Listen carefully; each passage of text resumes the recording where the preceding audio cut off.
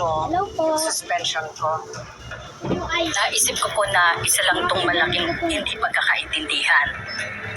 Sa tagal mo ng teacher, ngayon lang may formal na nagreklamo sa'yo. Saka magaling kang guro. Salamat. Anong ibig sabihin nito, Ma'am Leona? Pinagloloko niyo po ba kami, Ma'am Leona? Bakit hinayaan niyo na pumasok tong walang yung teacher na to? Hindi pa po ba sapat na sinasaktan niyo yung mga estudyante? Alam niyo, ginagawa niyo lang kami mga tao-tauhan eh. Pinapaikot niyo lang kami at pinapaasa. Hoy, mga walang pinag-aralan, wala kayong karapatan para questionin ang desisyon ng principal ng school na to. Siya ang masusunod, hindi kayo. Malaking kawalan kapag nawala si Teacher Griselda. Sa tagal na niya sa servisyo, hindi niyo na dapat questionin ang kanyang galing. Ganito lang. Hindi naman po pagalingan ng leksyon to eh. Ang usapan dito, yung seguridad at proteksyon ng mga anak namin. Paano maiiligtas yung mga bata kung meron kayong guro na tulad ni Teacher Griselda na violente at mapanakit? Kung ayaw niyo kung maging guro ng mga anak niyo, di ilipat niyo sila ng eskwelahan. Tapos ang problema.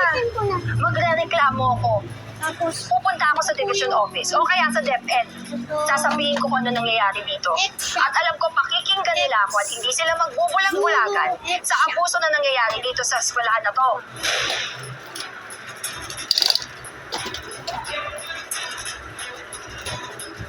Ulo na ako ha, hintay pa ako nito, may magluluto pa ako. Ingat ka, ingat.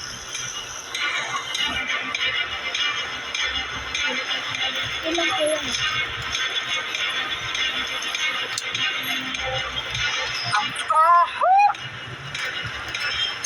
Amoy kanal! Amoy basura! Ano? Sabi ko naman sa iyo hindi mo ako kaya. Hindi mo ako mapapatigil sa pagtuturo. Ano nga po yun? Boba! Kakalimtan. Labas Alam mo na. ikaw? Alam mo ikaw, bastos ka. Ayan, ayan, sa'yo. Oh, ang talaga. Alam mo, nagtitimpi ako sa'yo ha. Nagtitimpi na ako talaga sa'yo. Nandito lang tayo sa labas kaya pinipigilan ko. Pero ito, tandaan mo ha. Magre-reklamo ako. Magkikita pa tayo sa DepEd. Sige! Nagreklamo ka! Hindi ka nila pakikinggan. Sino ka ba, ha? Oo, mahirap lang kami. Tandaan mo, magulang ako. Pinahalagaan ko lahat ng guro. Pero kapag sinaktan mo ang anak ko, lalaban ako hanggang sa uli. Hindi pa tapos ang laban na to. Wala akong oras na pakinggan ka! Dahil hindi ka pastor! Bisit! Kuya! Kuya, isa tayo!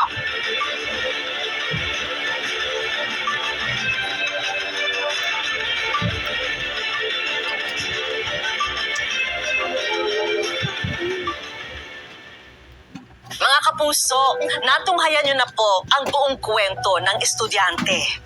Nag-message mismo sa aming official Facebook page ang kanyang nanay. Kaya naman pupuntahan natin sila ngayon para kamustahin ano yung naramdaman mo bilang isang ina nung napalitaan mo yung nangyari sa anak mo. Masakit, sobrang masakit sa akin. Parang one way, hindi ako nakakatulog. Nag-investigate ako. Iyak talaga ako kasi sakit para sa amin. Parang nung una ko nalaman yun, parang totoo ba to? Hindi ko kayo titigilan hanggang hindi lumalabas ito po. Message mo para sa anak mo. Pwede ko lang siyang bantayan. 24/7, ginawa ko. Pero I believe na kaya na-experience ko ito. Isa to sa reason na ako siya. That example ka magiging halimbawa sa lahat ng parents at pati sa lahat ng students din. Kung may tama, dapat Ano ba po panindigan yung mo. Kung mali, iPhone? dapat ayusin mo. Inilapit ng wish ko lang sa isang legal expert si Trina para magabayan siya sa pagpili ng mga susunod na hakbang. Criminal case violated ng RA 767, more commonly known as anti-child abuse. So, meron doon violation under Section 10A na Bye-bye! punishment actually niya is medyo